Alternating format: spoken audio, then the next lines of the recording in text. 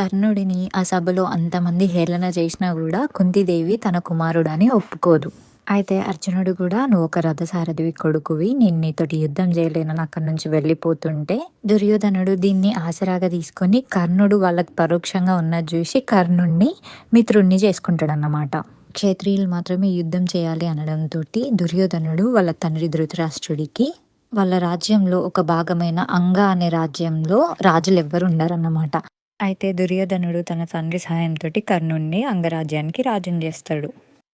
అయితే అప్పుడు దుర్యోధనుడు అర్జునుడితో, ఇప్పుడు అంగరాజు కర్ణుడు కూడా ఒక రాజ్యానికి రాజువే, నువ్వు ఇప్పుడు కర్ణుడితో తలపడి గెలువు అని చెప్తాడన్నమాట. అప్పుడు అర్జునుడు, మీరు కర్ణుడిని అంగరాజ్యానికి రాజుని చేసినా కూడా ఆయన రథసారథి కొడుకే కాబట్టి నేను తనతో తలపడను అని ఆయన కూడా కర్ణుడిని అవమానించి అక్కడి నుంచి వెళ్ళిపోతాడన్నమాట.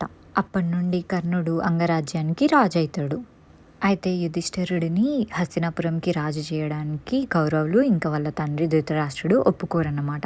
అప్పుడు మహామహితాత్ములైన భీష్ముడు రాజ్యాన్ని 2 భాగాలుగా విభజించాలని ఆదేశిస్తాడన్నమాట మహారాజుకి.